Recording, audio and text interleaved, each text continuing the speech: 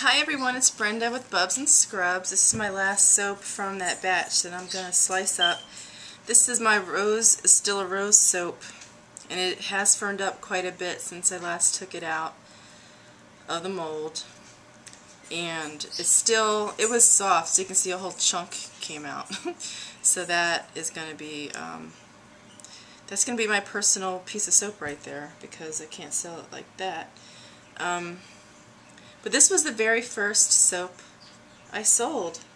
I offered it around Valentine's Day and had some success with it. And you know what I'm going to do? I'm going to try this one upside down. It has so many...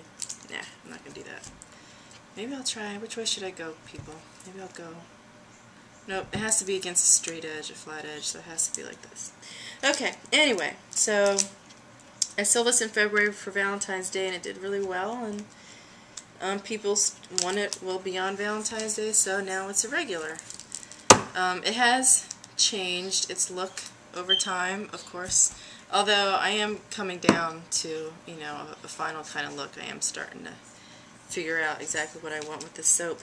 The first iteration on this had a mica, like a strawberry mica for the coloring, which gave it a nice soft pink. And then the next version had a different combination of pink micas. Now this one uses rose clay, and I'm just going to stick with that. The clay is a nice feature. It's an all-natural colorant, so that's, I think, the first nice thing about it, and probably the best thing about that color. And then the kaolin clay is just a wonderful clay for your skin. It's really gentle. It's great for all skin types. Excuse my dog in the background. And it absorbs, you know, extra oils and toxins and all that sort of thing. There must be a dog in the backyard. Another dog walking by. So anyway, that's what gave it this color. And I think it came out really nice. I'm happy with this color. It's a rose. It's a dusty rose color, which is perfect. I mean, this scent is of fresh cut roses, and everyone seems to really like it. So when I make this one, I try to make larger batches of it. This is another one of those fragrance oils I work with, though, that likes to speed up, and meaning that the soap, the oils that I'm mixing with the sodium hydroxide and the other ingredients firm up really fast. So they go from being a liquid to a solid really quickly. So I add a little extra water to give me just a little bit more time to work with to the mixture. But it heats up fast, it gets really hot, and it gets solid really fast. So that's why for this one I was a little concerned when it's, you know, still a little gooey, but I think it's fine. I shouldn't call it gooey. It's still sticky now, but when I took it out of the mold, at first it was really soft, and I had me a little concerned. This is one of those soaps that I put glitter on. I think it makes it a little more girly, and I like that. So I'm going to keep glitter on this one unless I hear otherwise or people hate it or anything. And it has crushed rose petals on top, which is very feminine. It's a combination of pink and red rose petals. You can see as I'm cutting it, this one, these little extra toppings like to get everywhere.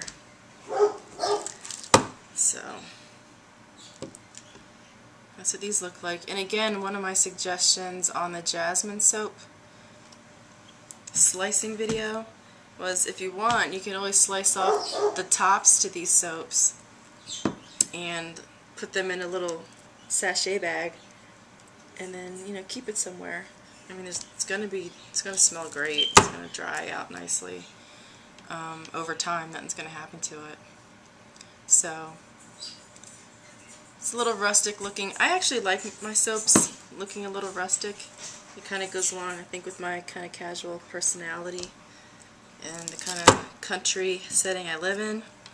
So these two soaps are kind of jacked up. They're not just kind of jacked up, they are jacked up. So what I'll do is I'll slice off these ends and make these little small samples. So I'll slice off this irregular part. Or maybe what I'll do is I started a bargain Bubs section on the website, and maybe I'll just price these lower because they're the imperfect ones. maybe I'll do that. It gives people a lower price to buy at and a chance to try new stuff, so maybe I'll do that. So that's A Rose is Still a Rose. Hope you like it, and check it out, and thanks for watching.